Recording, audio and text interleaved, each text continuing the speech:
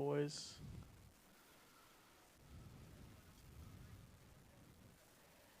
Welcome to Blaine High School for high school track and field. Yep, this is a cat clash all the way here early out of the gates in the spring season. J.W. Cox alongside Blythe Whaley, and the guy we'll go to more often than not, Ken Downey, with us here with our entire North Metro TV crew. And Blythe, no matter what else happens, it's good for these athletes to be out here. We've got a good spring day. There's a chill in the air, but that's what you're going to get, as you well know, being a Minnesota athlete, is we've got the 100 hurdles, 110-meter hurdles for the boys here coming up for Blaine and Centennial. And that gets us literally right out of the gates, and just a fun time, Blythe, to certainly make sure that these athletes are getting their opportunity here this spring. Yeah, exactly. Just having this first race, kind of those jitters, getting it out of your system and track, it takes a lot out of your body to be able to go at these high speeds that we'll see these guys go today. So again, just getting that mentally out of your system in these early races this season. But of course, I mean, they have a pretty beautiful day out there, so a little jealous that they're getting to run today. We saw Josh Slungen, Spencer Logan, and Will Sellinger were scheduled to run that. The 110 for Blaine. Owen Killams ran for Centennial. That's Josh Slungen. We know that from baseball, or from football season, certainly. So he was running there in the hurdles. We'll get Ken in here in a moment. Let's look back at this 110-meter hurdles for the boys. This was the first. This was the 100-meter hurdles that we ran for the girls just before we hopped on. Katie Gubish and Linnea Swenson Tubbs running for Centennial. Donald and Chemo running for Blaine in the 100-meter hurdles. They're not actually keeping scores. They will keep times, of course, individually for these athletes today, but won't be keeping scores. And after the 100 on the girls' side, the 110 on the boys' side, those athletes, as mentioned, for Blaine and Centennial. And this is the first head-to-head action. So as Blythe was talking to both coaches before, there's a lot of unknowns coming into this first meet, as teams will try and put some times up there. And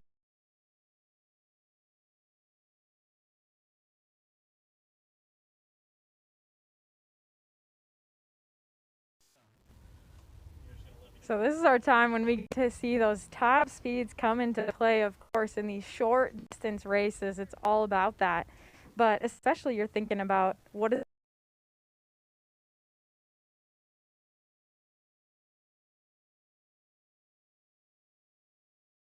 coming out of those blocks and how you can be effective in those first early steps. what did you run? What was your, was it going to be the 100-meter dash? Is that what you did in high school? So a lot of people would think so. That would have been my race, just from sucker speed, those quick movements in basketball too. But actually it ended up being the 800-meter was my main event, but also running like the 400 and the 4x4. But definitely those middle distance races. But that's a good note. We actually won't have relays in this meet early in the season. Just, again, some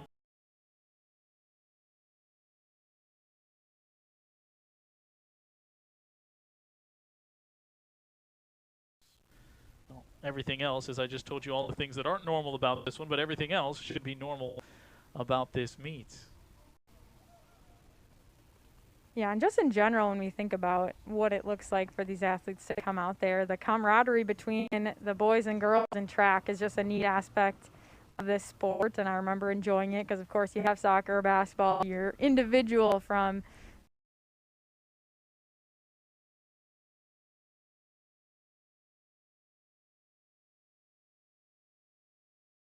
hurdles in the books. This, the 100-meter dash for girls, which it looks like, Blythe, I mean, participant-wise, we will have multiple heats of this. But they are running in all 8 lanes. Emily Anderson, Addison Janicek, Emily Loninger, Anna Peterson, and Mackenzie Swavell are who is listed for the Centennial Cougars in running as this. And again, we didn't get all the info, just a lot of things in flux heading into this as far as who will be running these races on the Blaine girls side. We've got some info on both Cougars boys and girls and Blaine boys. So people who don't often watch track events too, you're seeing these girls standing on the back of their blocks, helping hold those down so they're able to push off as hard as they can to get these early starts. Centennial kicking it down.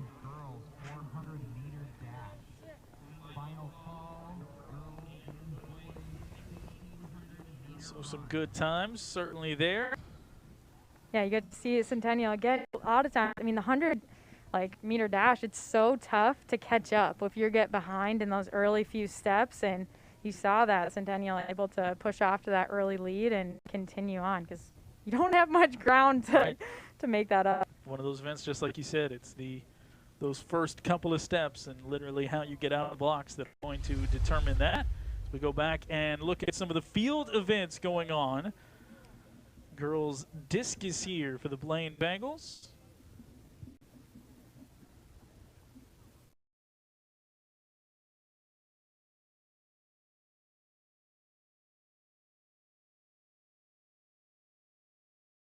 Body strength, but of course you do need that in the throwing events, but it definitely, you have to have some good leg strength as well. Jumping events going on just past the end zone there. I'll come over there in a second. Hold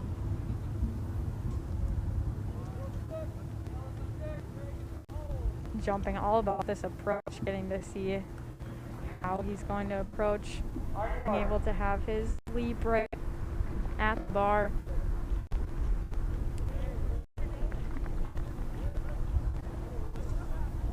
Didn't have any Blaine high jumper listed. That's a pole vault, discus.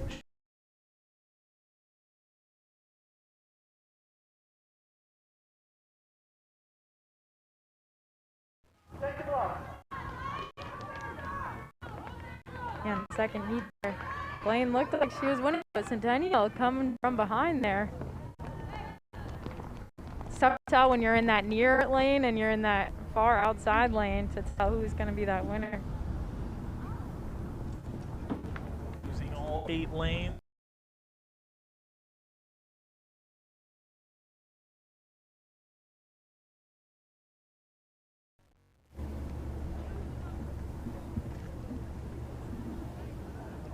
Long jump and triple jump on the schedule as we go back to discus.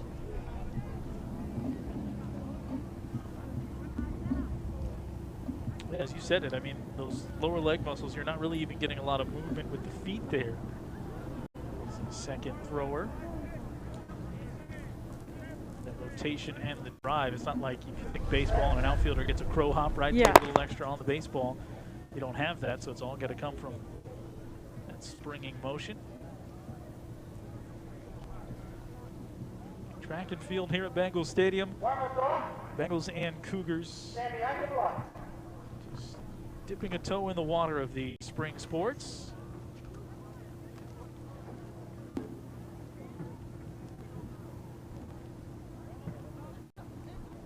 Back to the discus.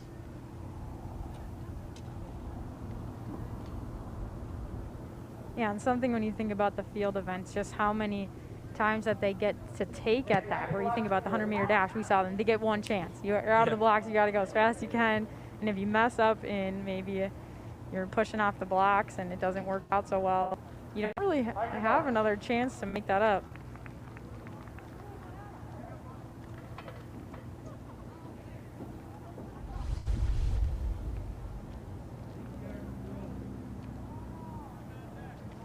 Long jump for Centennial.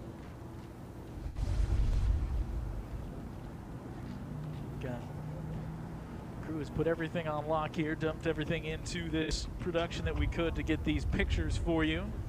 Crews or cameras set up at shot and discus and that pit.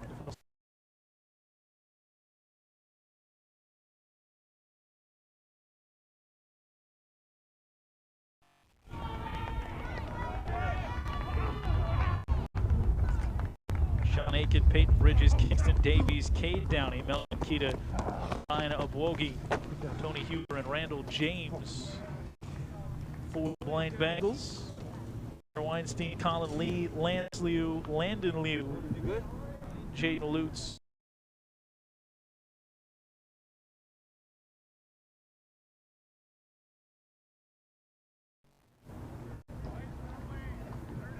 second call. Girls and boys. And of course, when you get to the event, when you're actually getting to run in a meet, it just puts that much more pressure on yourself to run the best you can.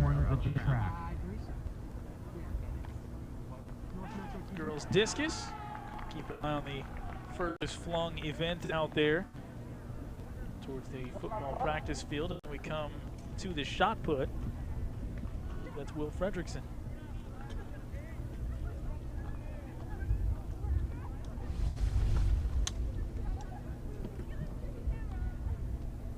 Some dueling shot put areas going on out there.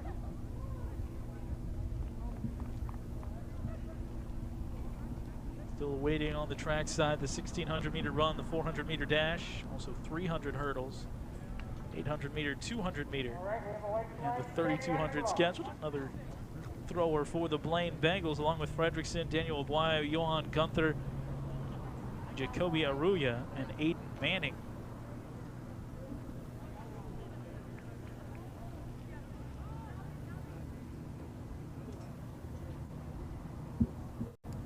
Shot puts for the boys for Centennial: Jonas Bruning, Zach Cardill, Lance Liu, and Jaden Luce.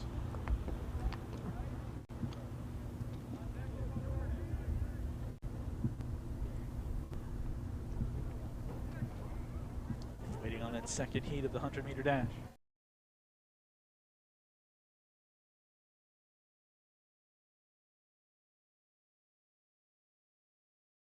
Just how nervous you can be before you have to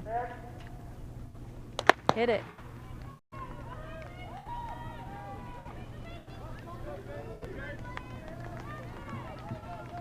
Tightly grouped, a couple of Bengal runners. Just edging out in front. Yeah, and you saw him get that early lead and be able to hold it. There's definitely some runners. It's normally rare if you're able to kind of edge out someone if they didn't get that.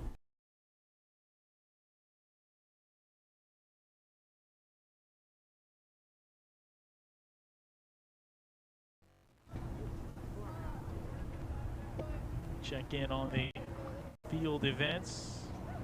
Long jumpers for Blaine. Laundry list of those as you see that replay of just a moment ago.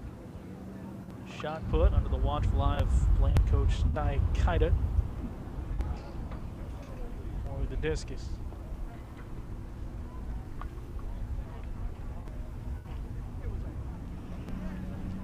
Interesting starting point here. It's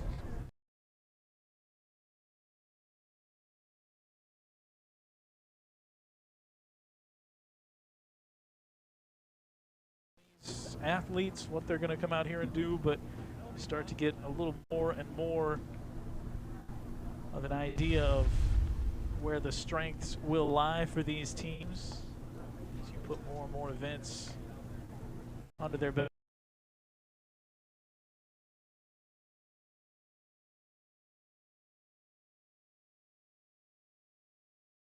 To be able to compete at that level, to even show you maybe what's to come this year. So these athletes really trying to pour it on and try to get it done here in the early meet.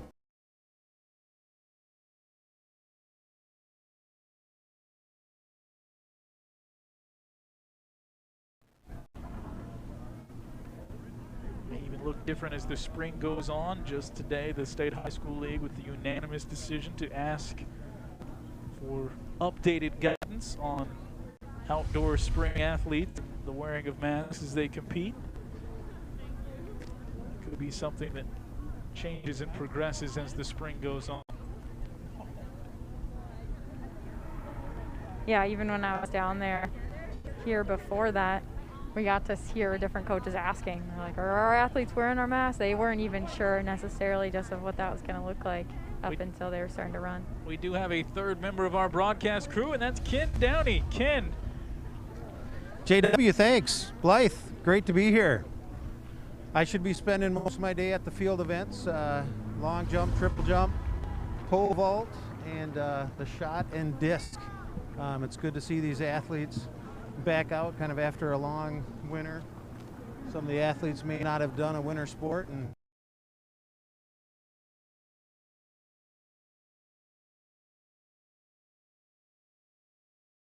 as they're getting that opportunity, I mean, there's got to be a lot of excitement just tempered with the, okay, now we've got to get out there and go compete. What are you kind of hearing, just the buzz around from the athletes as they get this first opportunity?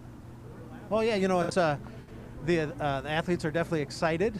You'll see with for sure the long jump and the triple jump, the athletes have a much shorter approach with it being the first event of the season. As the season goes on, they'll have a much longer approach, but everybody's excited just to be out running and having a good time.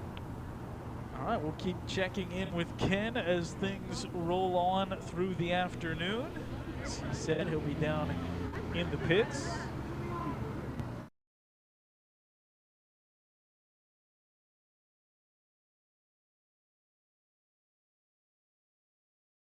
Anything you want to relay as far as some of the big top jumps as you're down there by the pit, or any of the throws as well? Once you make your way over there, just feel free to hop on and we'll roll that out as we get them.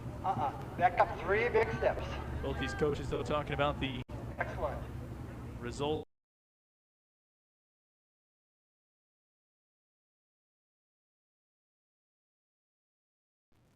About to be underway as you see another triple jump. I mean, most of this, Blythe, I would not survive. I don't even think I could complete a triple jump just with the expectations and the fine tuning you have to do. So here's the girls.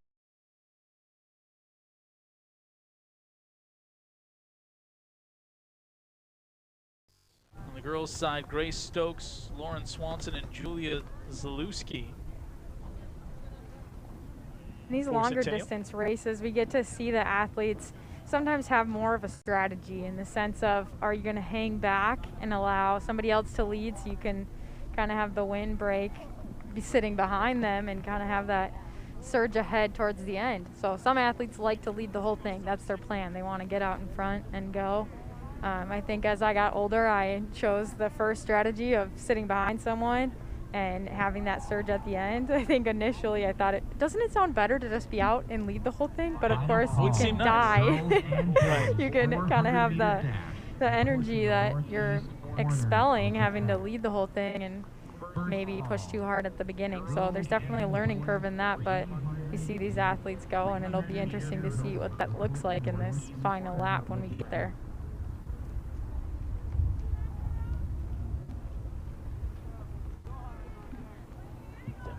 To see that strategy come into play as we also keep an eye on the long jump.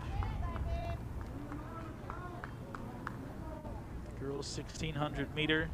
Still got the 400 meter dash, 300 hurdles coming up shortly. Another long jump for the Blaine Bengals. The jumpers that we were given to put some names to some of these faces: Peyton Bridges, Jordan Reynolds, Tyler Chafin's Wisdom Kohegba. Got to go back to our soccer days to make sure we get that. Kohegba, Ty Smith, Jack Clark, Callan Tenson Jenkins, Jalen Herlinger, Felix Agnew, Maverick Wakbuda, and Kingston Davies. Various jump events for the Blaine Bengals. We're seeing the pacing coming here in the 1600 because Centennial has started to move ahead, and that is something also, if your plan was to sit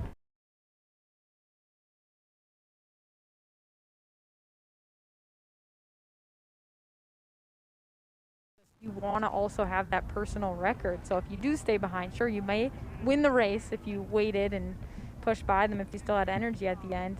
But of course, that time when you're looking at that end final time for you, it wouldn't be what you wanted. So we get to see the Centennial girls go ahead, and we'll find out if that was a good decision.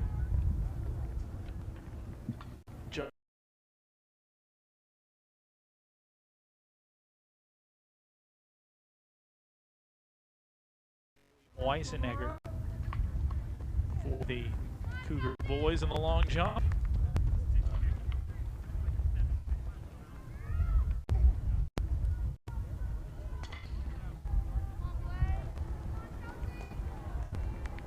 You just see some improvement time after time here, as even on the long jump and the triple jump and with some of these throws,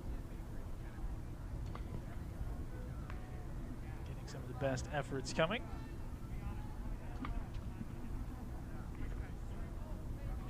again there. Discus, disc still rolling on. It's the 1600 meter. For me, I was always the person who would be like, I'm gonna latch on, and then you kind of can disconnect your brain from what you're doing. You're like, okay, I'm not running this All far. I have to do I'm is, really just continually, my legs are moving. Final 50 meters. Close it out.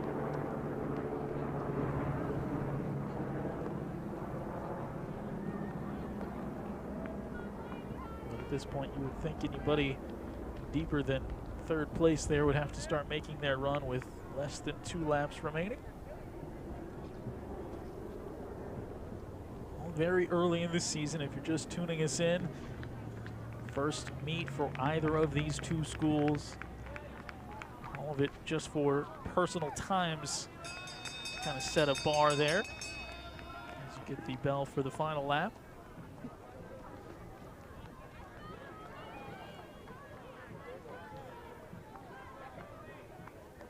Another pole vault try there as well.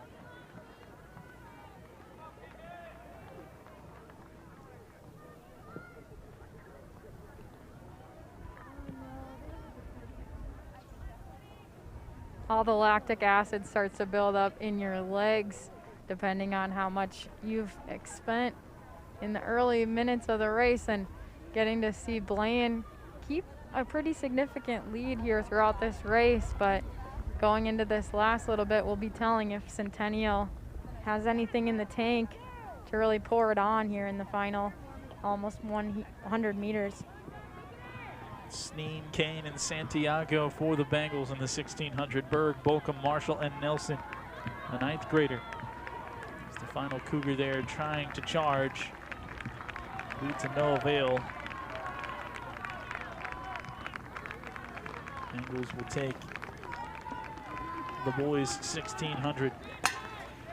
Again, a perfect example of he knew what pace he needed to run to have that personal record. If he would have stayed back and tried to sit in second to maybe have that surge at the end, he probably wouldn't have had the same time that he was able to today.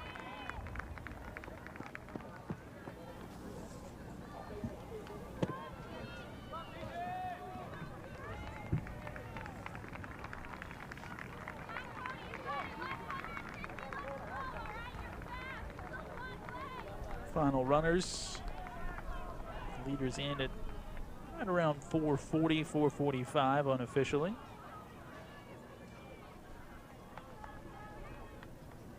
And the 1600 meters, still the big 3200 meter to come. But up next, back to the dash at the 400 meter. Still one more hurdles event and the 300 hurdles as well, as we're here at Blaine High School. North Metro TV, new high school track and field to open up the spring schedule. NorthMetroTV.com, by the way, where you want to go for the complete look at everything we're going to try and cover as we dance around scheduling and weather throughout the rest of the spring. Yeah, we've had some 80-degree weather this Right. spring already. We missed it though. Yeah. Nothing had started yet. Maybe somebody got a practice in with that. Hopefully we'll get some more days like that. We have had good weather so far. Early this week though, the rain hampered and messed with some schedules. Back to the disc. Blaine in the circle there. I believe we've swapped and the guys have taken over the disc as the ladies have moved over to the shot put.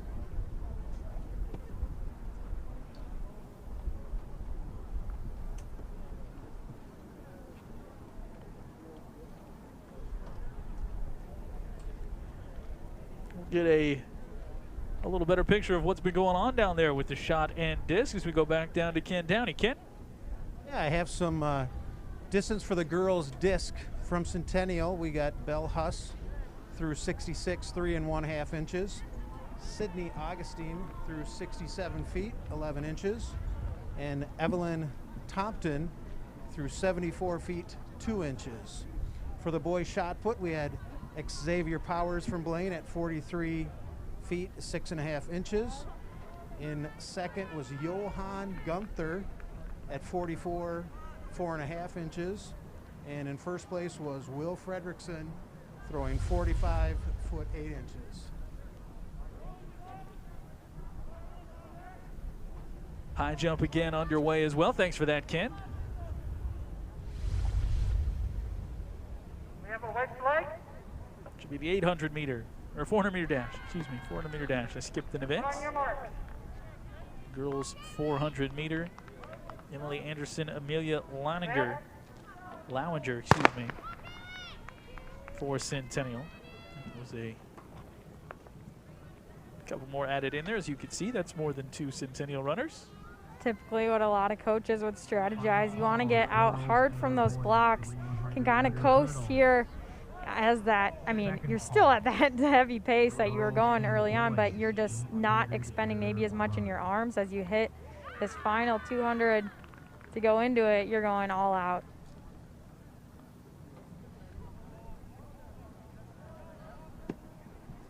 Once around there for the 400, as we also keep an eye on the boys who have taken over the disc circle. And the girls' high jump. It's really whose legs are able to get that lactic acid out of them, make them not feel quite as heavy so they can finish this final stretch. Get to see some people where it feels like they hit a wall because the lactic acid builds up and can't really move your legs. Yeah, that would be me. Well, it's always interesting, I feel like, the beginning parts of the season, especially when you haven't had to maybe do those distances and sprint for that long, you start to feel it way more, and as the season progresses, your body kind of remembers how to flush that out quicker and see maybe some of the athletes not have to have that feeling quite as often. Good run there in the 400 meter for the girls. Some high jump continues.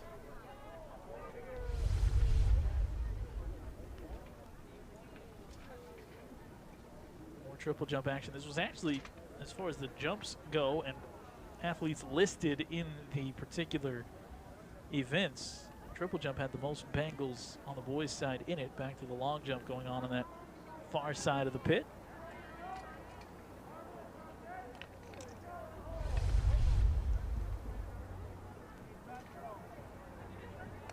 More pole vaults. Boys participants.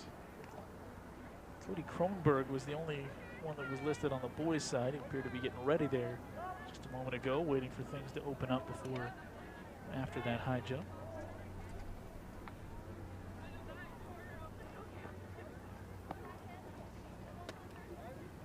Getting to see a coach talking to his athlete there, and oftentimes just trying to help them forget about maybe what that jump looked like if it didn't go quite as well as they wanted, and regroup on what he thinks they need to adjust and fix as they come into the next attempt.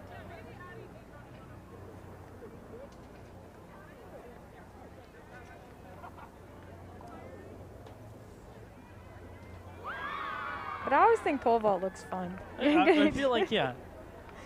I mean, yeah, to be good at it is like anything else, and you got to be good at it, but you just run up there and take a flying leap, see what happens. Clear the bar there on the, just a moment ago on the high jump. That's what got us our little bit of a cheer. Girls on the triple jump.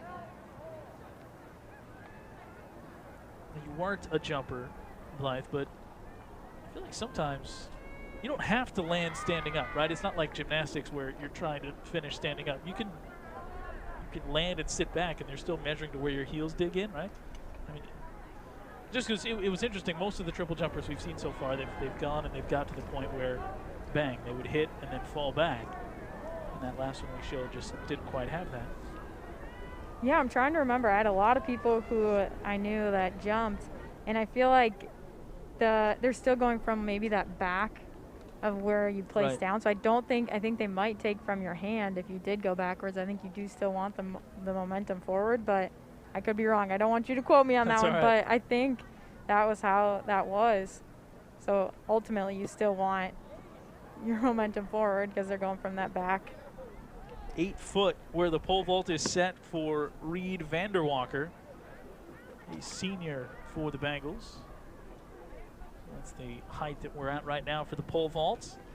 So that's going in earnest. Keep an eye on the disc.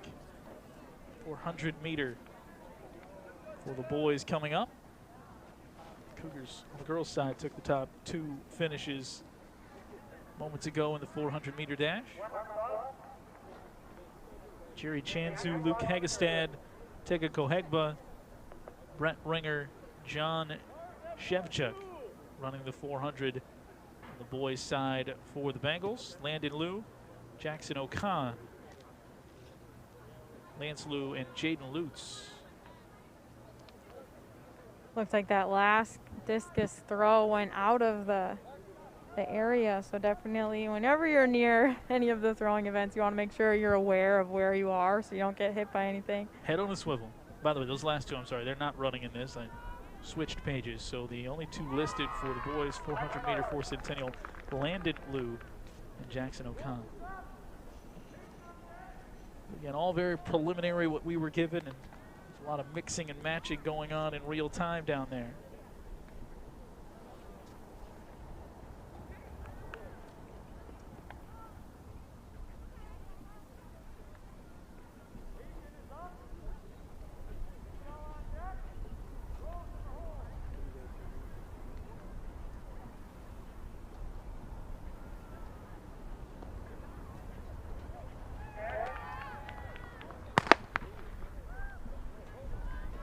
Were there and everybody off on the gun for this 400 meter. Early movement at the back end as the leaders for the Bengals set the pace.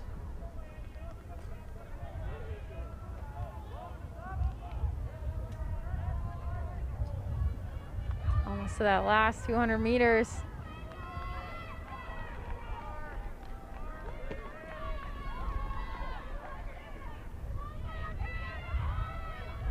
And you finally get to see where everyone shakes out here.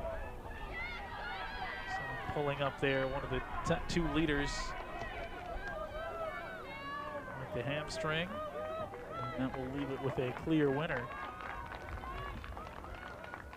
Tough to see, but hopefully just early season, as you were talking about, and Ken mentioned too, maybe a lot of these athletes not a chance to do what they would normally do in an off season. Hopefully that's not something that lingers.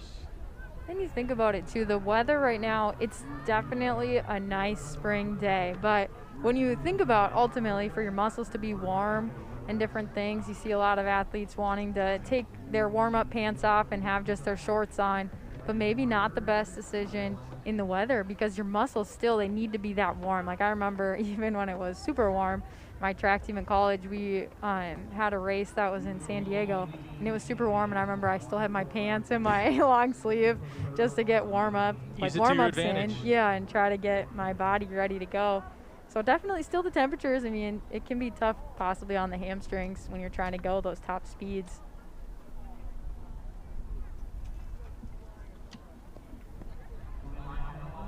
Puts the 400 meter in the books. We'll have the 300 hurdles next up on the track as the field events continue.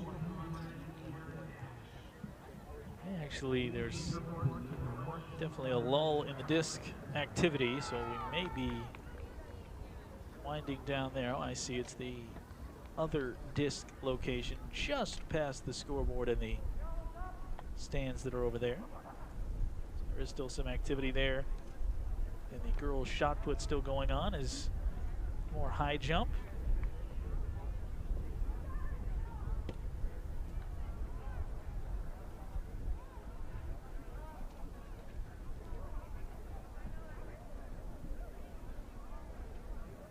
You have to see the different approach. This athlete who's coming up for the discus there, just how he is going to be swinging it. There's a couple different ways you can do it, and you see him actually using that rotation to help get some power on this.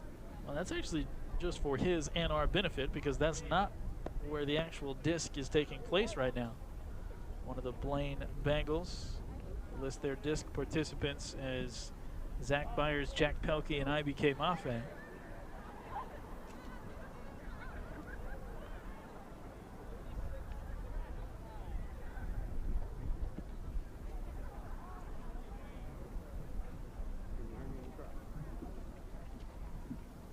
jump. And I guess there's a couple different approaches, whether it's the spin or the glide. Typically beginners, you know, a lot of people I would say in high school, they're going to learn that glide, where you're seeing here where it's just that one step into it, where you're seeing even some of those more advanced when you're getting that whole spin and rotation action.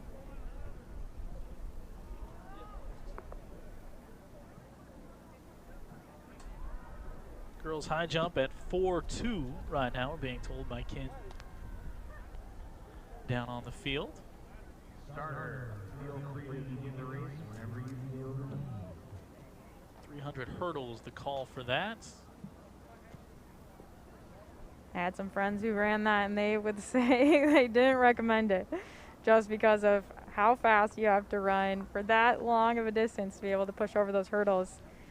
But of course, you know, it comes with any of these races, I think. Everyone, it's a love-hate relationship. You love them, they're so fun, but also you're like, why am I doing this again? That's for what it does on your body. No, that's a great way to put it. I mean, there's some of that to any sport, right? I mean, you have to love it for the work that you have to put in to do it at a high level, but sometimes these track and field, or especially, we have a lot of athletes obviously who do cross country. That's a whole different thing. You might be halfway through that race and think, wow, I could be doing a lot of other things, but here I am, and all the credit to them. Jumping continues, long jump for the Cougars. We gave those long jump participants for Centennial. Boys side, Owen Kellums, Jaden Lutz, Joey Weisenegger. Peterson and Swenson Tubbs on the girls' side as they filtered through there. Boys discus, Jonas Bruning, Zach Cardill listed for Centennial. One's about to go off here. 300 hurdles.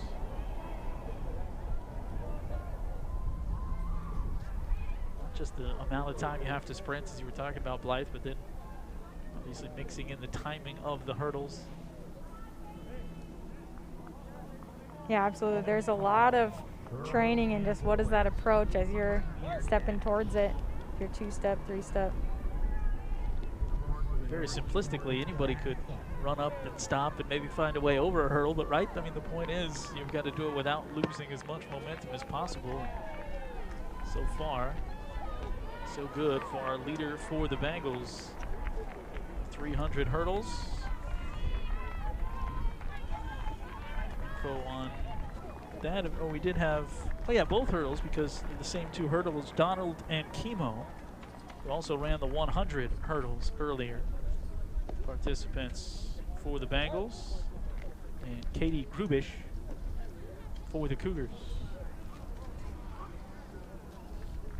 At the 300-meter hurdles, girls side, 3 more track events to follow, boys and girls. Still the boys 300 hurdles in our final hurdle event.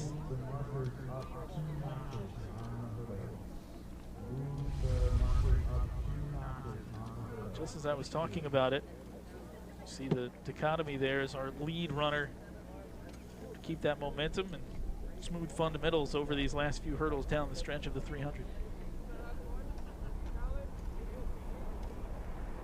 And I think something that's often overlooked by people who don't overly look into running and what that takes, there's a lot of arm movement and a lot of arm power that you get to go faster. And I remember some of the races, it's like, gosh, my arms hurt more than my legs, just because I felt like my legs are more conditioned for it.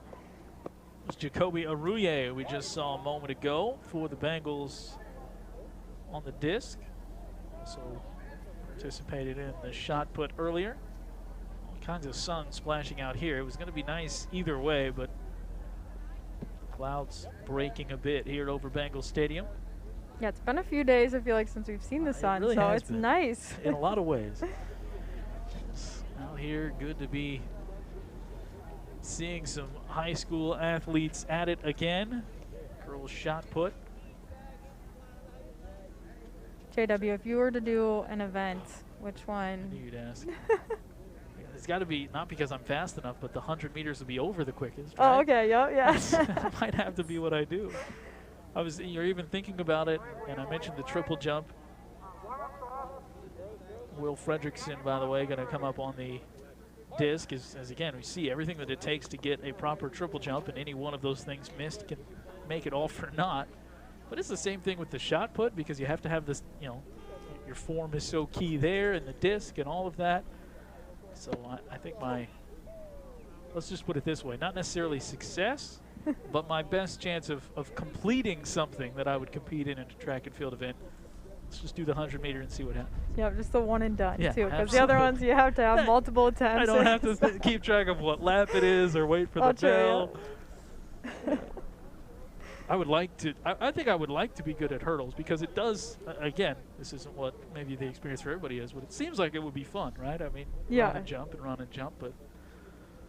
Felt like with my short legs, it wasn't really a thought. I thought I should stay away from those. You gotta know what you're built for. Yeah.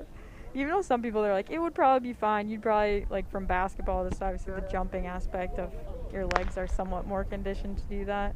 Will Fredrickson there with a fling right as we get the 300 hurdles on the boys' side underway. Owen Kellums for the Cougars competing there. 300 hurdles, Spencer Logan, Will Sellinger, Jack Clark, and question mark next to Josh Slungen. There's only 3 total participants anyway. Owen Kellums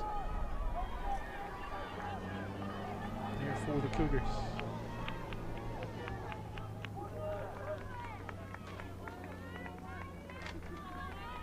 Two Bengals charging as Daniel Oboye on the right side of your screen launches that disc.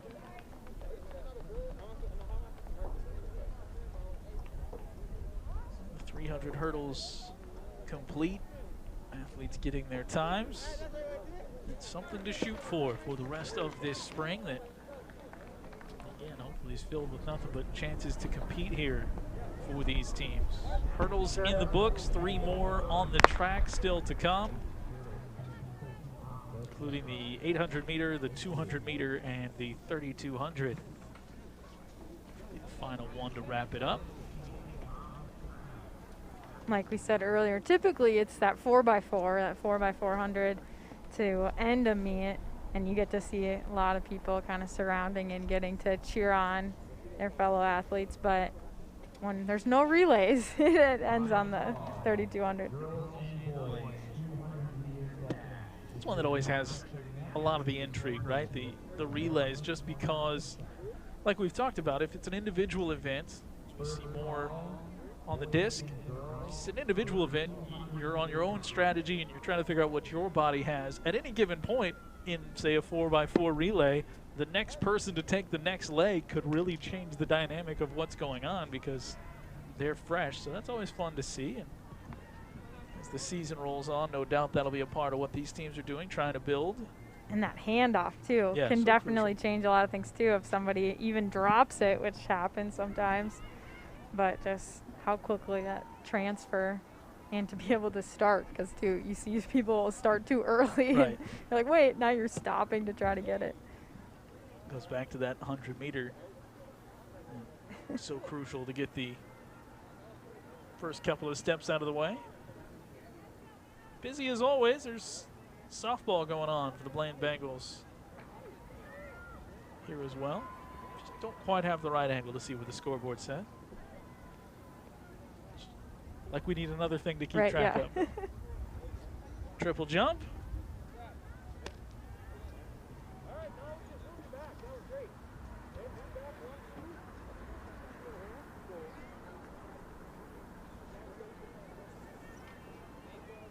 Good to get that immediate feedback to both of these coaching staffs.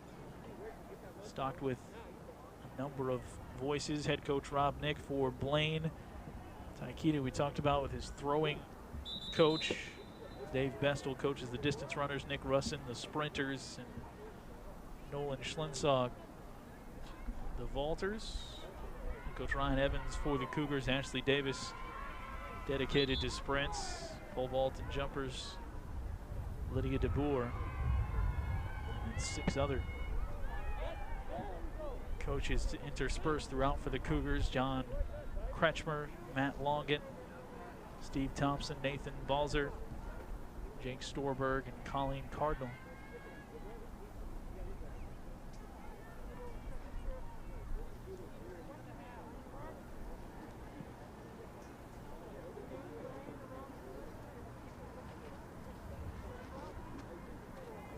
Next track event, the 800 meter. Should be going girl boy, but let's switch that up here for the 800 meters.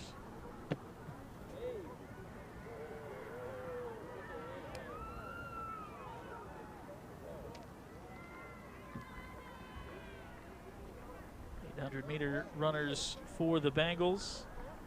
Ryan Schweiger, Ben Lewis, Chris Daly, and Kenton Lambeau. Before you said the last name, I didn't know if Kenton just ran out there. That's who we need to ask what his if he was gonna run. event would be. We'll get one for each of our crew members. Think about big coaching staffs. Takes a big crew to put this on. Doing a great job knocking off the springtime coverage rust. 800 meters for the Cougars. Meanwhile, Charlie Bolcom, David Jack, PJ Marshall, and Jonathan Patty. So mixture of those out on the track now.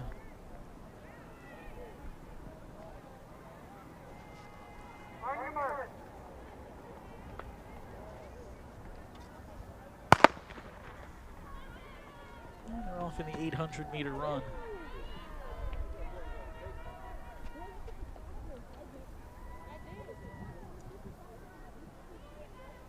Right here, when athletes are able to bunch back together in lane 1 as they get around that corner, you can see some strategy wanting to get out early to be able to do that and get in, so you're not in the outside lanes and expending energy.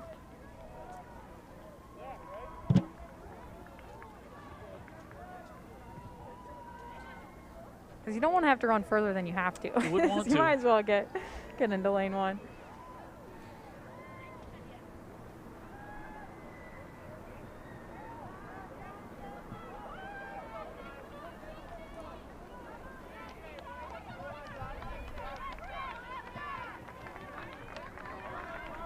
Just about one lap completed for the leaders in the boys 800.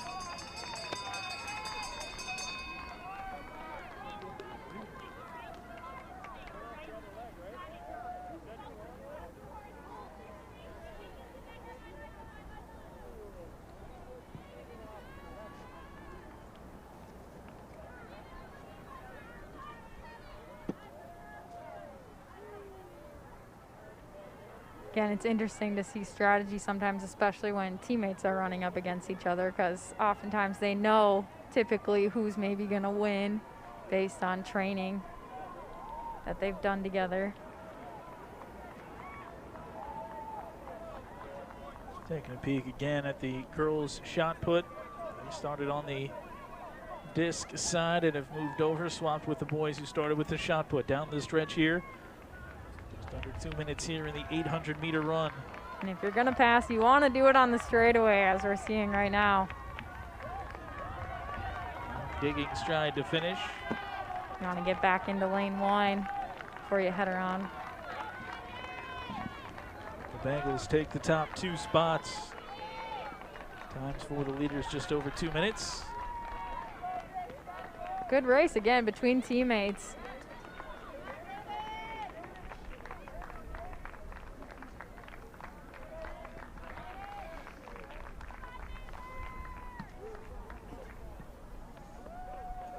Jordan Reynolds for the Bengals, about to go in the long jump. Competing in the triple jump today too.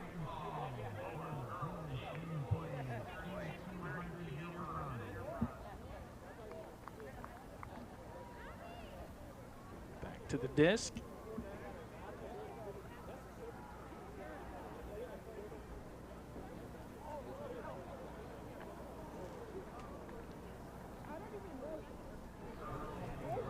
Just completed 800 meter.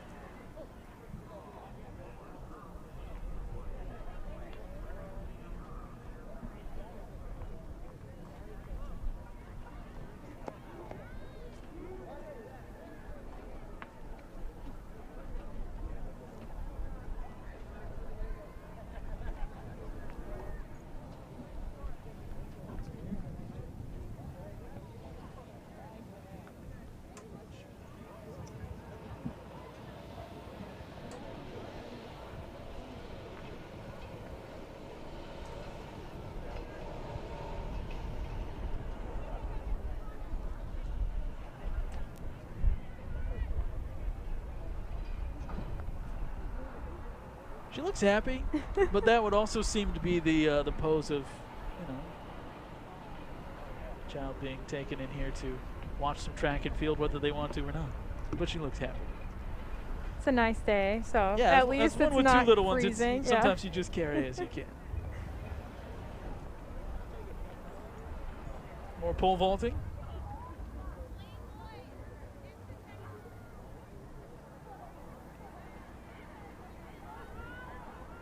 That's what I'm saying. Sometimes you can just take a run at it and see what happens. Girls 200-meter dash. Next up. Did not have an 800-meter on the girls' side.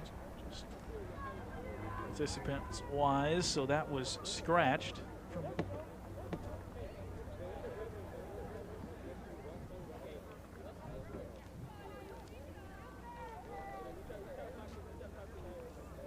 See those that have gone before here for track and field. Bree Shinrock lifts herself over at that last moment for a good finish. Pole up to 8.6 right now.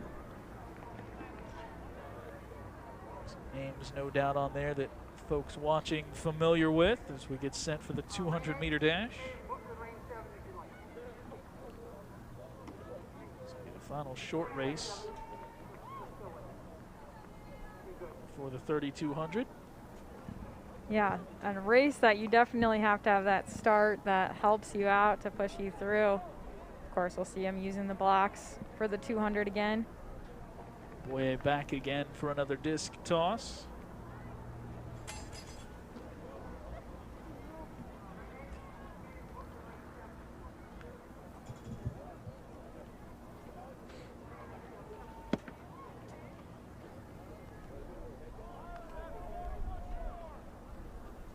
Up for the triple jump. Anybody do javelin still outside of the Olympics? I don't think we have high school javelin at this point, do we? No, not that I know of. That went the way of lawn darts? Yeah. I can't remember. I feel like they had a bad accident with it. Okay. I feel like they decided against it for those reasons. But yeah, it would definitely niche skill. I remember my dad talking about, like, obviously that sport, and he was like, yeah, I'm just surprised that happens, that people do that. Yeah, who thought of that? What a great thing to do. Thanks to Greek Olympic forebears as we're waiting on the 200-meter dash. So one more disc throw in there. A little less strategy here, Blythe. I mean, longer than the 100, but got to get out quick. This one won't last long.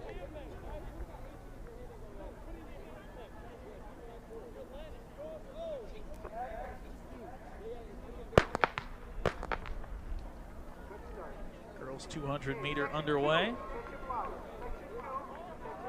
Centennial girls Emily Anderson, Addison Janicek, Amelia Lowinger, Anna Peterson, and Mackenzie Sauvel.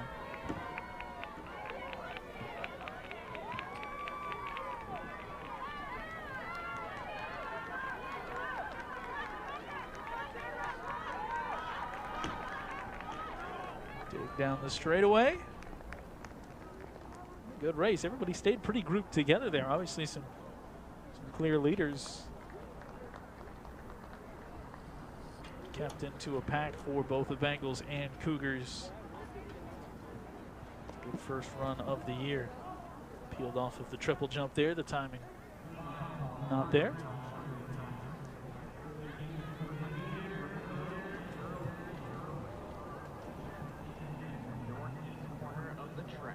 So it's so neat too, again, is at track and field events, just that they're all happening, and really sometimes you just kind of have to decide, what are you here to watch? Because it's so hard, especially if you're not having a production like this, being able to have a camera and switch between them all.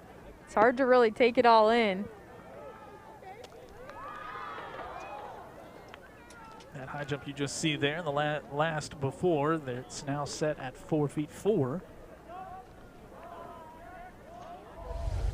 Got our roving reporter Ken Downey making his way between the field events.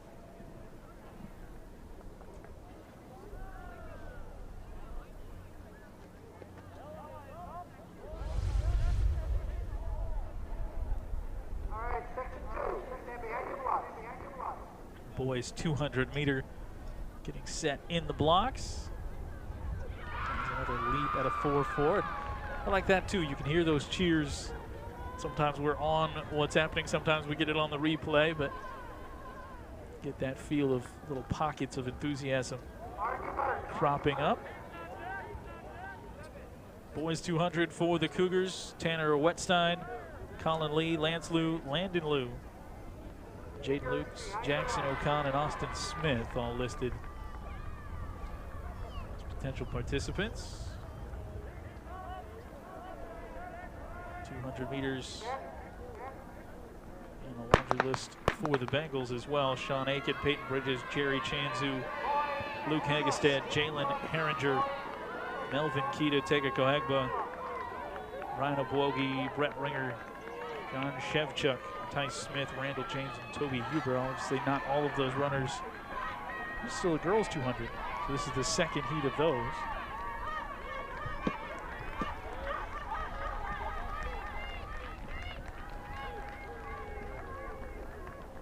Second run of the girls 200 meter.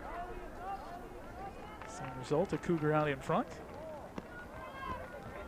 Yeah, and especially I feel like you'll see that a lot more in these early races before everyone kind of fine-tunes what their time is to make sure the racers that are close in time are all in that same heat. But of course, sometimes it's inevitable where that cutoff is too. If maybe you were super close to being in that first heat by what your time was, and you end up in the heat behind, but then times aren't as close in that heat. So you'll see spacing because of that sometimes too.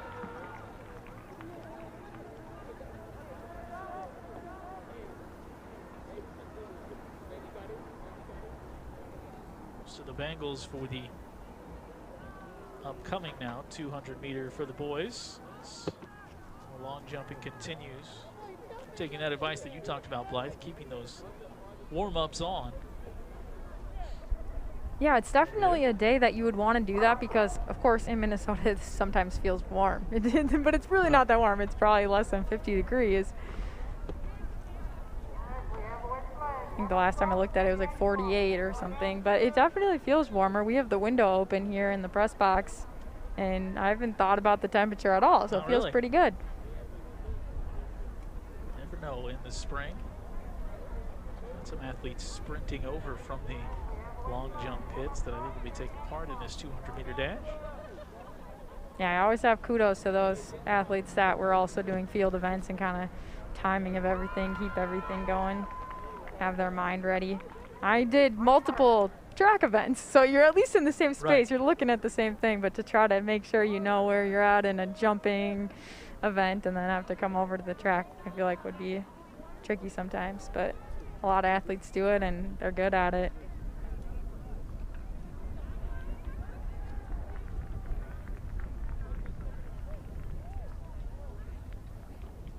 Have one results. Again, no team results from the event today, but from the boys disc, the top thrower with a distance of 151.6 was Will Fredrickson for Blaine. As the shot and disc portion has completed, just as we get into the 200 meter dash for the boys. And I think as I read off that laundry list of participants, we will have a couple of heats in this, just like we did on the girls' side. Once you get off the curve, you finally get to see what the field looks like and who is out on the lead there, Centennial.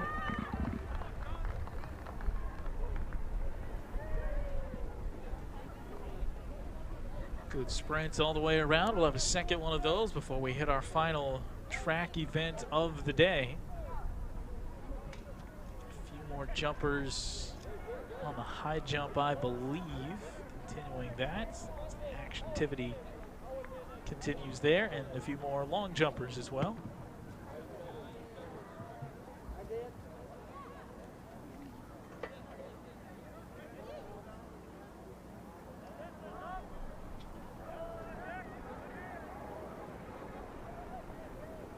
Waiting the next race, the boys 200 meter dash. Second of those.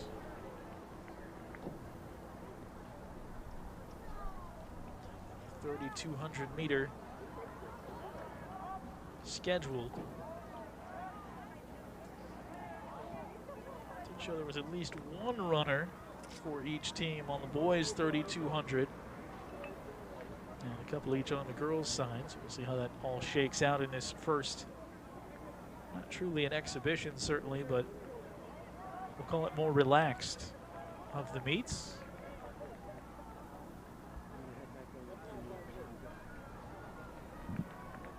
Getting the feet wet on the season.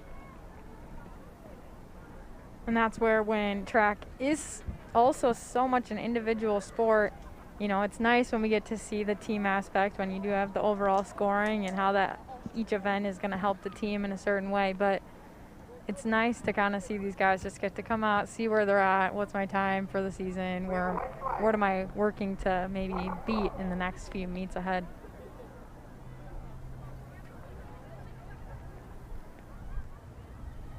Ken Downey's making his way back over to the long jumps. We might get a little more info, some of the ins and outs of what's been going on there.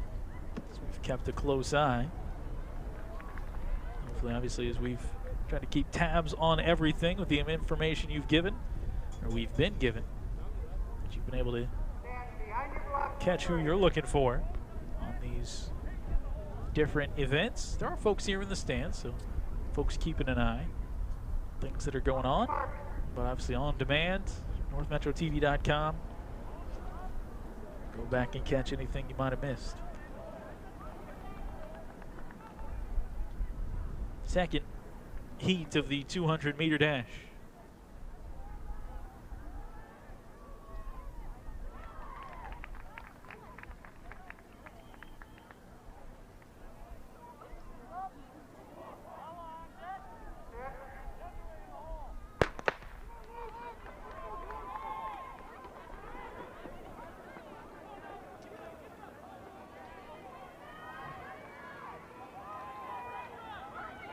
Around that first turn. Bengals on the outside with the clear command.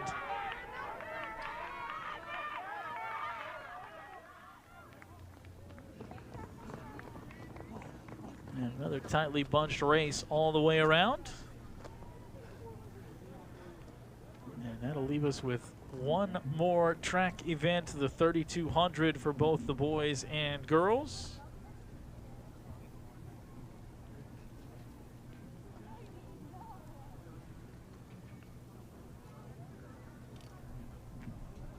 But the pole vault is still happening. We're getting to see as they try to climb to new heights as they continue on, but same thing in the high jump. Ken tells us that the best distance for the long jump so far belongs to Blaine Jr. Colin Tenzin Jenkins with a jump of 17:10 and a half.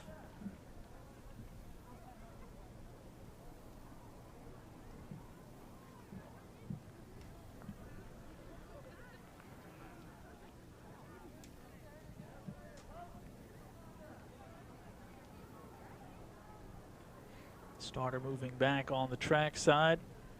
Get things going for the 3200, longest and final race.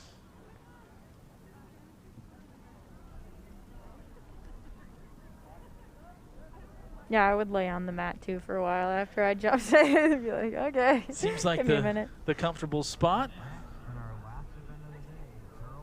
Pole vault. They announced the girls and boys, so we're going to have one of each for the 3200.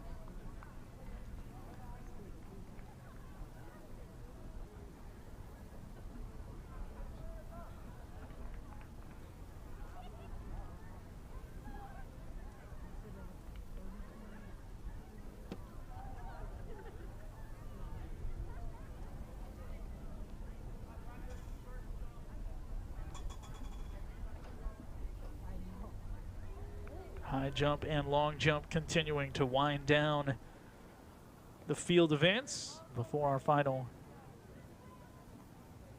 races of the day. In a lot of the field events, I feel like the approach is always so interesting to watch. Obviously the training that goes into that to make sure their technique is on par. But same thing with pole vault. Up and over! We get to see Blaine completing that height, which is exciting for them. These two teams, both. Pole vault has gone up to 9 feet.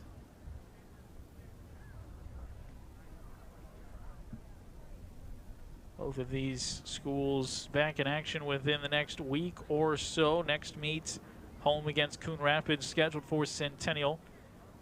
That's on the 20th. So that should be next Tuesday. A little longer layoff, 2 weeks until the Bengals are set to compete again. It'll be back here at home where they'll take on Andover.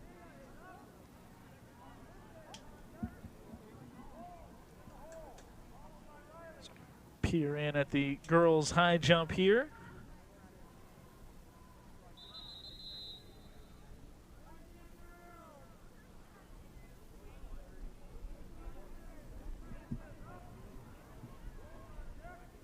Reed Vandewalker, 9-foot pole vault and just a little short there. It's the highest it's been all afternoon.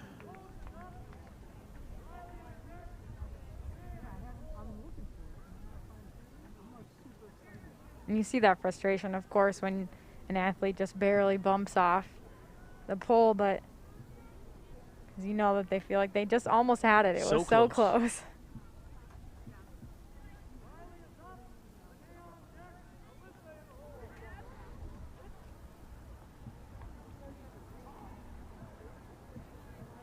Girls high jumpers.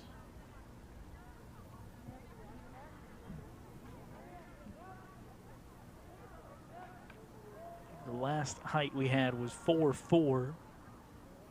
Ken's over there to check now. Pole vault at 9 feet. That Woo! time up and over.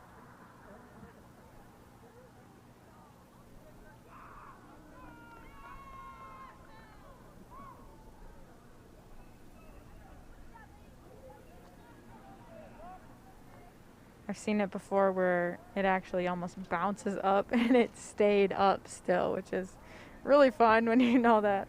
Obviously how easy it is. Sometimes you see it fall off. Hyped up after that good jump.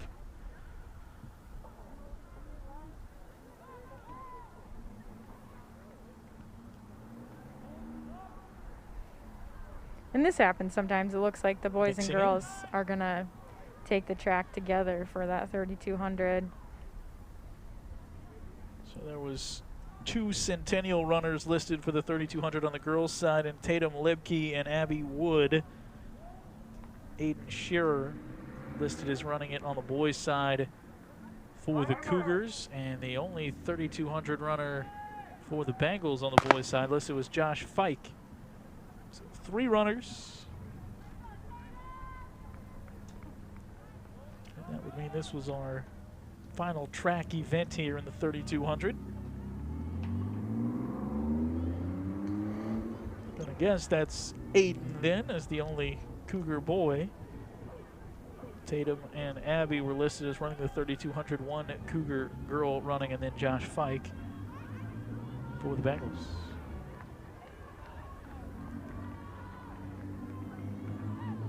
Got to be a little more difficulty to this too, and obviously this is something that's going to change as we talked about as the season goes, and runners figure out what their events are going to be, and they'll become more and more populated with more runners. But I would think the fewer runners, kind of the harder it is to keep that competitive mindset, right? I mean, you're just then running against yourself, whereas if you're in a pack of runners, you might be able to push yourself a little bit more. And like I said, another degree of difficulty. Yeah, and especially too when you're in a pack of people, again, kind of that disconnect a little bit of just even what your breathing is and how you feel, because there's so much more to think about. You're moving, you're possibly shifting, and so you're not just thinking about how tough it is to run at that particular moment, but definitely takes a lot more mental toughness when you're running it by yourself. In which it looks like maybe this race will end up being 3 people running pretty with such spread out, separation, yeah. Keep an eye. You're seeing some of the teammates on the infield running from side to side to get into the ear on each side of the track. Oh, I love that when To my their teammates would teammates. do that. We'd do that for each other. It helps so much just to have just that little extra maybe encouragement at different parts, but also even if they're not even saying, hey, like, good job, keep going, they're telling you what your split time is, and that helps too, knowing that you're on pace, because when you're getting into a race this long, you want to make sure you're hitting those markers if you had a personal record that you're going towards. High jump has been moved up to 410, where they're currently jumping as we watch the 3,200 meters mixed here between boys and girls. Aiden Shearer for Centennial on the boys' side, Josh Fike for the Bengals. So 410 moved up as we'll see another high jump here. Cougar high jumper who's had a good afternoon so far. It's interesting, something we're working on as well as we wrap up what happened in the winter season. You talk about wanting your teammates to cheer on. I was talking to some of the swimming divers for interviews that we put in the can for that episode to wrap up on a future Sports Den. And they said one of the best things they thought they did this year was everybody got into it to cheer on the divers, right? Because at a swim and dive meet, it's kind of separated, and people are trying to recover. But they thought that the cheering and the camaraderie that they developed around supporting their teammates on the diving side of things was one of the best developments of the season. It's kind of the same thing we're talking about here with track and field. You got to put in that effort to be a teammate sometimes.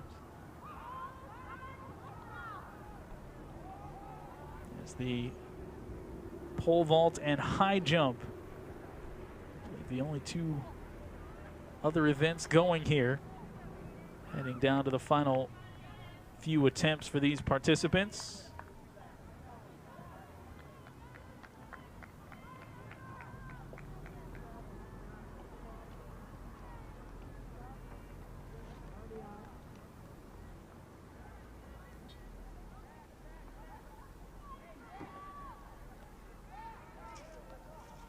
And again, especially in a race like this where it is maybe so spread out, that pacing is going to help so much more. Because, of course, if you're in a pack, at least you can kind of feel that maybe it's pushing you. Again, a pack could be slow, which I've definitely been in before, where you think you're maybe doing better than you are because you're like, okay, I'm sitting this one out, maybe just behind that first runner. But if they're not running the pace you're used to running, it's not really going to be the end result you were hoping for.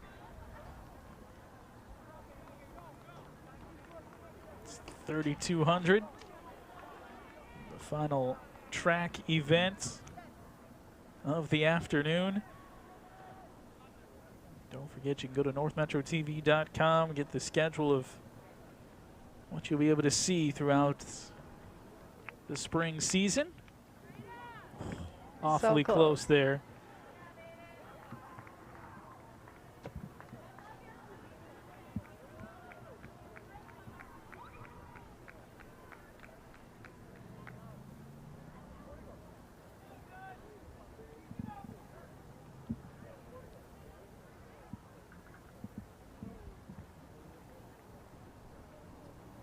Have some more long jumps occurring too.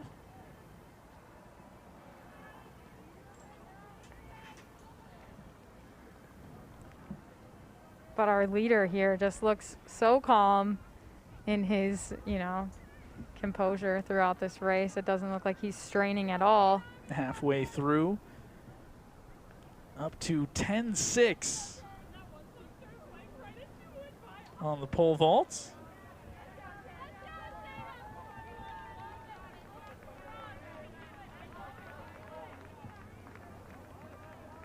I believe I heard someone say, "Good job, Tatum." That's where we're at right now. Blythe's trying to listen in to see what they're saying. So that would be Tatum Lepke. They're helping us at least. Absolutely, because there were two runners listed for the girls as well. Another high jump attempt. Just that close.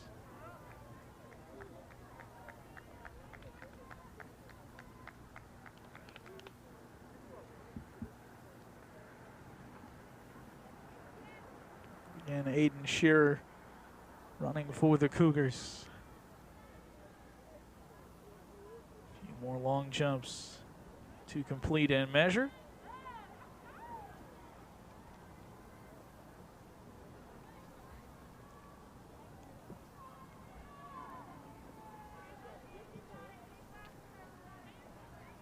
Josh Fike, not quite into the screen there behind Shearer in blue for the Bengals in the 3200.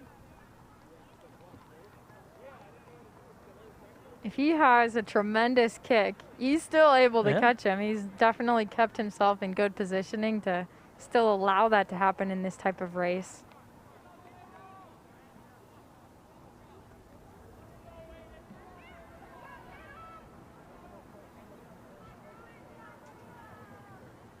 Two more laps to go for the leaders. Come down the stretch of the third, another high jump. And a clean high jump. Something that might help him, though, as he's approaching here on fellow teammate, the Centennial lady Tatum, running ahead of him. Mentally, it helps yourself as you pass somebody. Right. So I think for him, since he was so far ahead, getting to do that, it can kind of give you a mental edge, that surge, to keep going and push a little bit harder. I know it's helped me before. If I'm passing someone, it definitely gives me an extra step. Feel a lot better. You're like, okay, this is good. I feel good. Pole vault, as we look at it, I said 10-6. It's actually at 9-6. Another attempt there.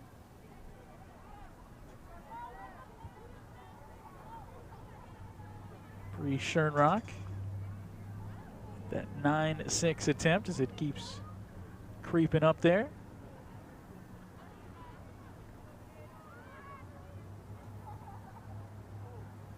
One of the boys pole vaulters, Zach Halverson, cleared that 9-6 mark. Still look like one Cougar girls high jumper. Continuing down there just past the end zone. This is the race for Aiden Shearer. Josh Fike there in the picture just behind him.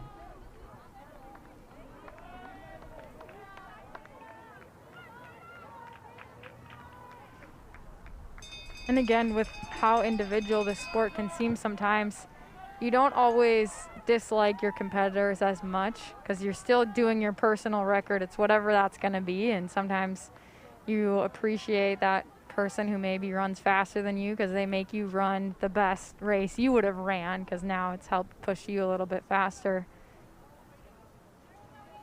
And there's that camaraderie of understanding too, knowing what it takes to get out there and do the things that you're trying to do. Adding that respect to it. As they're in their final lap of the 3200.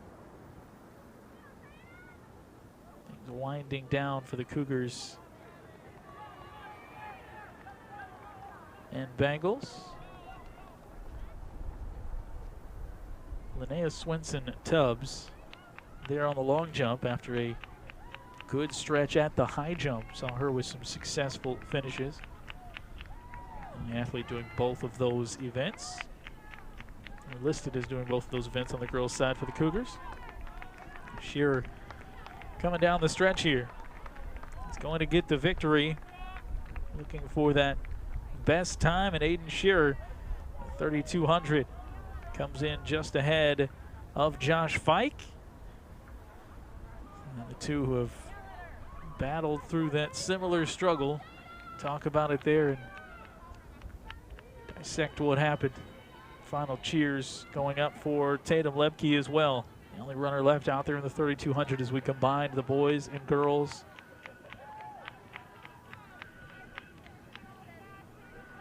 Her teammates that you can see around the infield there, they've been following her around side to side, and they're going to do it again. They sprint over. Alyssa Draheim, her last couple.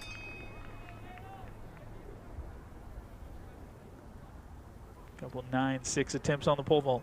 Something that we had talked about a little bit when we saw one of the athletes kind of abort what that would be jumping. You can't really do that in pole vault. You're going up. You can't really completely stop what that's going to look like. Where in jumping, you can kind of just keep running forward like, yep, I don't want to jump right now. It wasn't right. Didn't feel right. But pole vault, you've committed to some extent as you've left the ground. You're going to go where that pole wants you to go. Swenson Tubbs been over on the high jump for the last few minutes. Some long jump attempts. Tatum Lepke's in her final lap of the 3200. Only girls participant on the longest race here today. It will wrap up the track side of things. Believe they're done on the high jump as well. And that might leave just Swenson Tubbs, as that was one of the final replays there from Alyssa Draheim.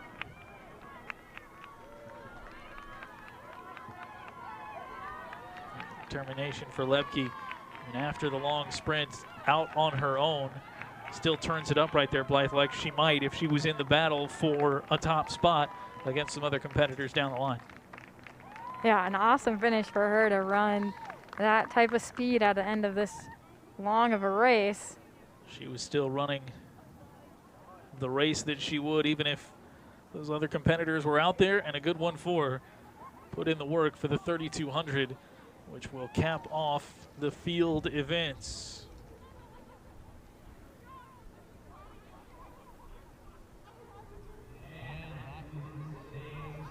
I remember that feeling, laying on the grass after the race.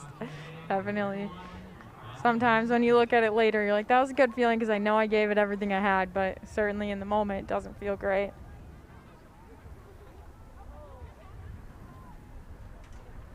Those last couple of jumps we saw there for the Centennial jumper, Alyssa Draheim. Showed you those as we look again at Lepke. Draheim, though, cleared 5 feet on the high jump. Some great teammates. Right. Got her what she needed. That going on as we saw that 3200 play out.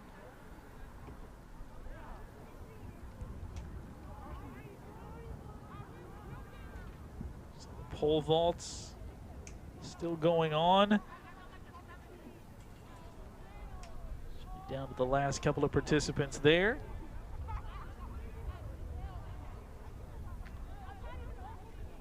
She's got the water, she's got the Gatorade, she's got the support. Legs probably feel like jello though. Yeah. Once you finish a race like that. But enough to already be standing up. I would still be laying down on the grass.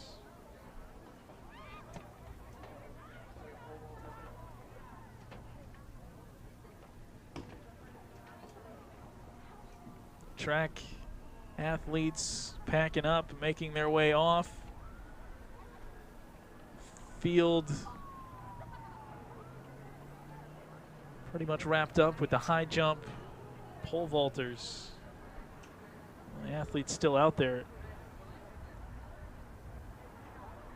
But if you tell me though, I don't think the pole's actually up there, so that might be some let's see what we can do and try things. The practice. Yeah, basically.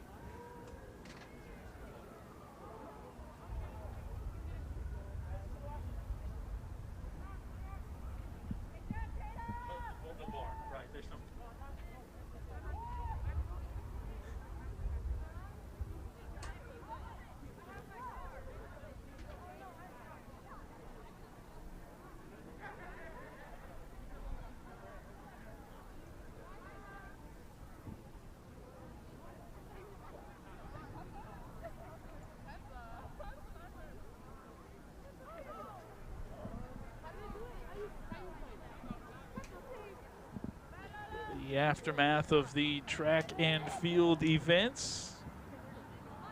The pole vaults.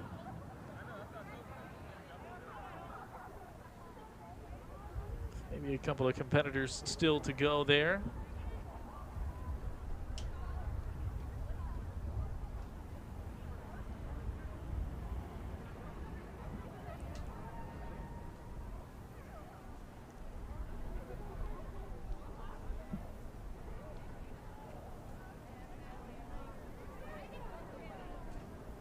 Cody Kronberg is still competing there in the pole vault, and the attempt will be 12 feet. So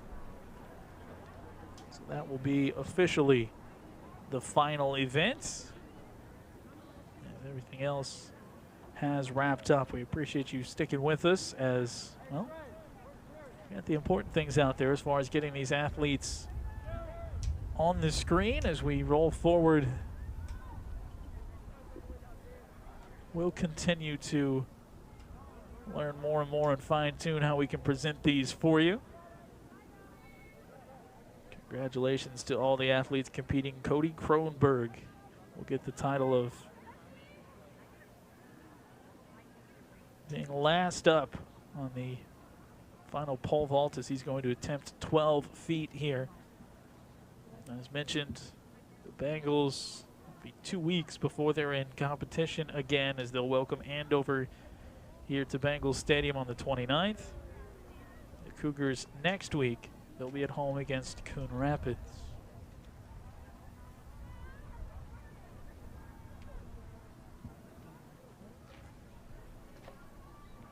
Kronberg and 12 feet.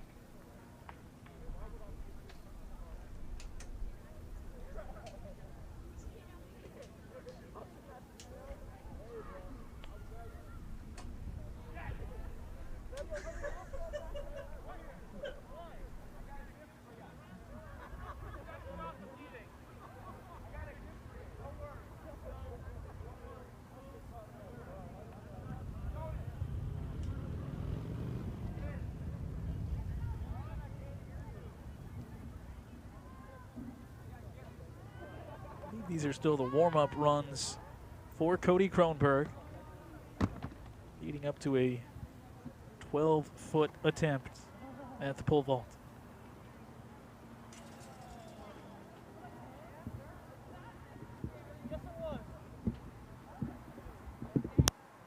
Everything else complete. Again, as we told you a couple of times, not actually tracking points from events. All the way to just get the season started. A little lower pressure. Have some folks try out the events and see where they might end up.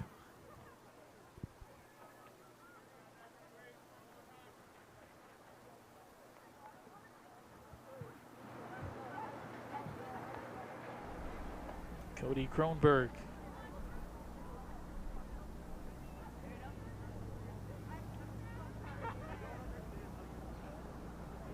Well, getting ready now for the big one. That time he had the form. This time they're going to try and get the bar up there for him. See if he can reach his 12-foot mark.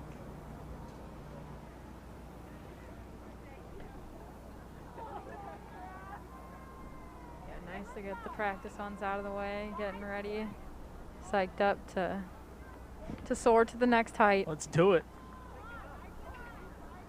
He's got the spotlight. Coach is leaving the field here for the Cougars. And there she goes.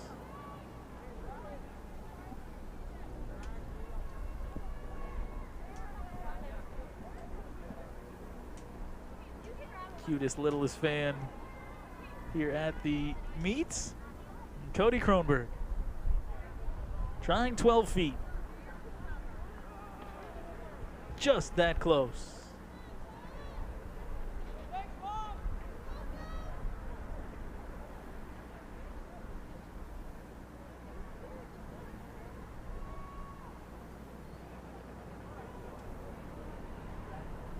And he'll give it another attempt.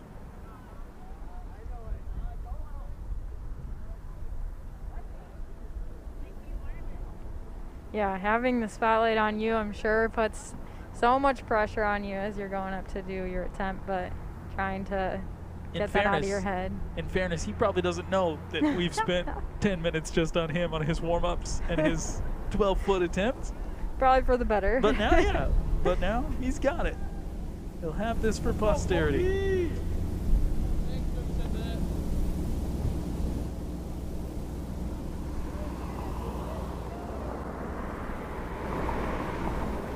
Oh. Again. That close. Caught the bar and brought it down with him.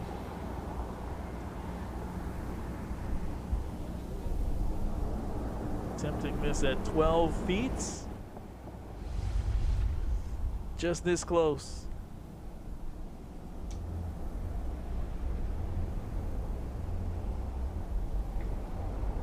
Brought the whole thing down.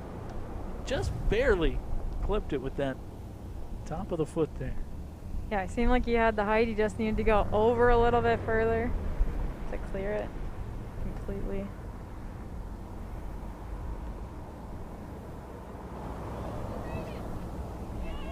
That time he's up and over. Oh, Blythe, is this like volleyball? I'm not sure what happens if you near the antenna there. Right, he looked like, well. So that's straight on, but he definitely cleared the 12-foot bar.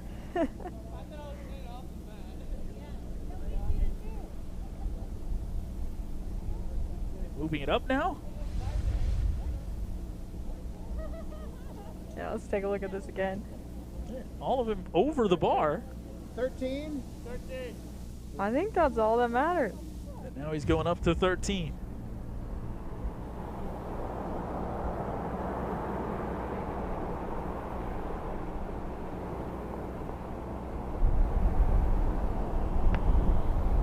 Some pointers before he goes again.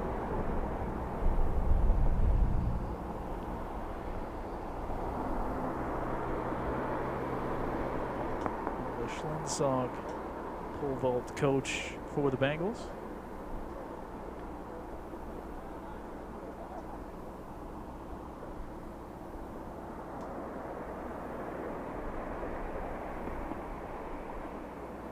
$13 for Cody Cronenberg.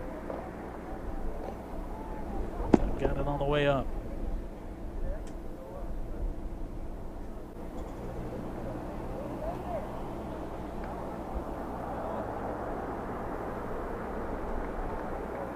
The final attempt. See it one more time after clearing 12 feet. That time caught the bar on the way up for 13.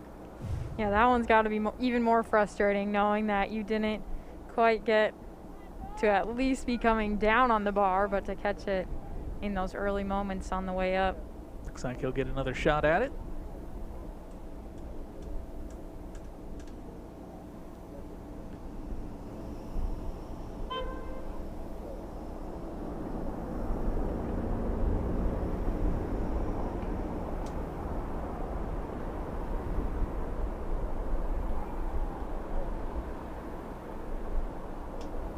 Cody Cronenberg, the lone pole vaulter listed for the Bengals, headed into this meet.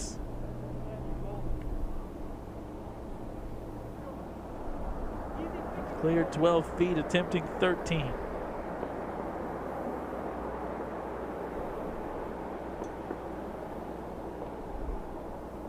And there it is.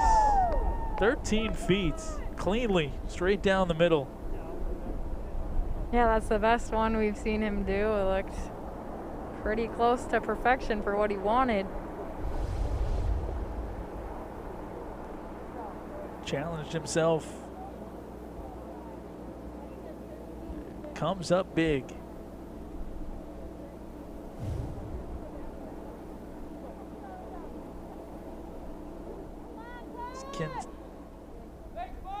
Ken tells us 13 feet at the last state high school track meet, which was back in 2019, was good for 12th place. 15 feet was the top finisher. So Kronberg here, Ken, and obviously he's nearing, in this very first meet, he's setting himself a pretty good standard for the rest of the year. Can you repeat that? I was just saying he's setting himself, Cody, at this point with what you were just telling me in my ear about the state meet and what we've seen in the past. He's setting a pretty good standard right now, being able to clear these distances. For sure, and it's fun when you're out here all by yourself. You don't have to wait around. You can just go and jump when you're ready. Yeah, I completely agree. Not having to wait and have other people go ahead of you, you can stay in that frame of mind. Just get ready for the next attempt. Was that still at 13 there, Ken, or did he pop it up to 14? I'm going to have to go check. Give All me right. a second. Would think he would have, after clearing that 13. Hey, Reed. What's it at? 14.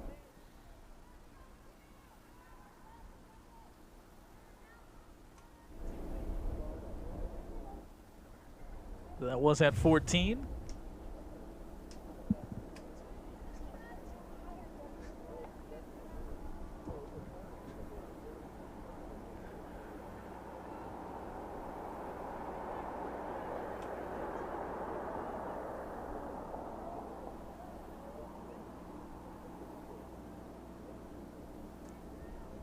So moving it up here as he does to 14. That was a top 7 finish. Oh, thought that was going to hang on for him.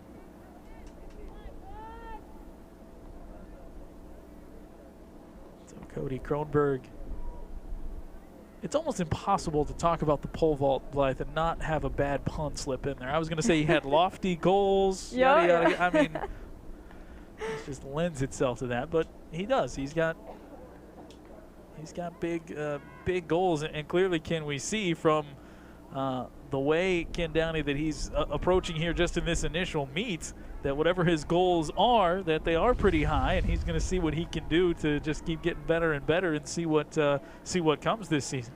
Yeah, I would agree for sure. You know, if you're able to get into that 13, 14 range, first meet, it's still cold out. Your muscles aren't fully loose. You haven't had a lot of practice. Snow just melted.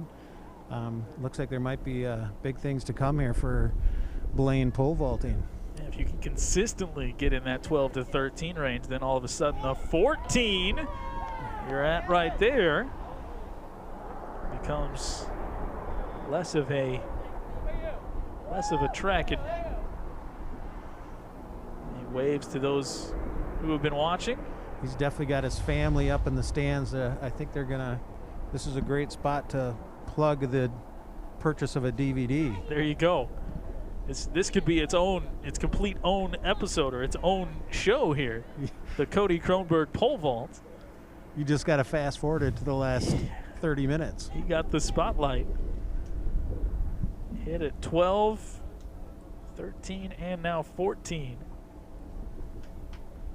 As Ken told us, 15 was the top mark at the last completed state track and field tournament in 2019. Well, he's taking a water break. What are we at, Reed? Thank you. And nowhere to go but up. Might as well try the 15. Nah, they're going to just go halfway. They moved it to 14.6. 14.6.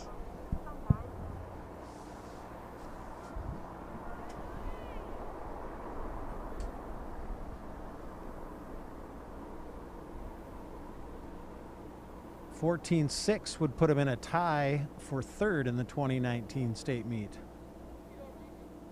He's climbed his way up from the top 15 into potentially he can complete this vault the top 3 in comparison to a couple of years ago. Yeah, again, just so incredible. Thinking the first meet. 14.6. Oh, that left hand. He got up there. I think Blythe has the most track and field experience, and maybe she can let us know in pole vault if you have a little bit of a wind in your face how much that affects. We know it does for sure in long jump and triple jump and maybe some of the sprints, but I'm not aware of if it does or how much it affects the pole vault. Yeah, I would assume it would affect just even when we're talking when he hasn't quite got over the bar. Just that distance, how far you're able to push, especially if you had that headwind, if that's what you're feeling down there. Yeah, there's a slight headwind plus the sun's in his eye. I think we just should give him 15. It's that close. He's that close. What we certainly know is that 15 is in reach for him at this point. I think he wants you to be scoring the state tournament.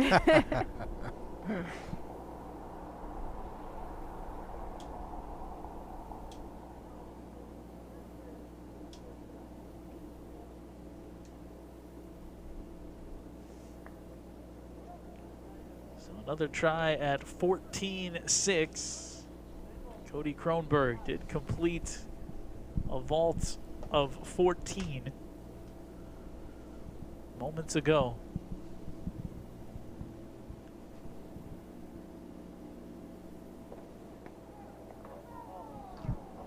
.6.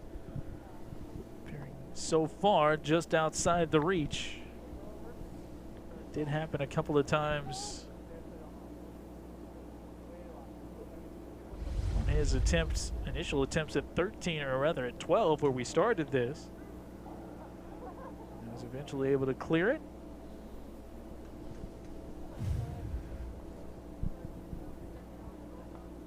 Undaunted, he'll try it again. Lone competitor. Not only the lone competitor still going, if there's anybody else even out here. Cougars have made their way back to the bus. It's a good thing it's a home meet then for Right. him, that he's not trying to wait to get on the bus. We do have freshman baseball in the background there. I You could can see hear that. the crack of the bat. Softball was playing earlier. Busy day at Blaine High School. Had some lacrosse practice going on too, Ken, and there was cricket beforehand. I heard you guys mention that. Yes.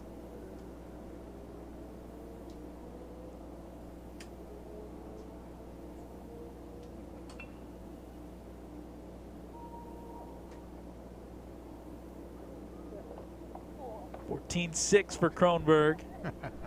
Just helping everybody out, knocking it away. Yeah, I'm sure the people putting it back up are, Yes. why did you do that? It looks like that's it. So Kronberg's top mark in the first meet will stand at 14. He got over 12, 13, and 14. 14.6 right now will be his mark to shoot at. This Cody Cronenberg setting the early mark. Couldn't quite make it to the 14.6. That will wrap up the activity here at Bengals Stadium for our first track and field event of this season. For Ken, for Blythe, for everyone with North Metro TV, thanks for sticking with us through this. Congrats to all the athletes. And happy spring, everyone. More to come right here on North Metro TV.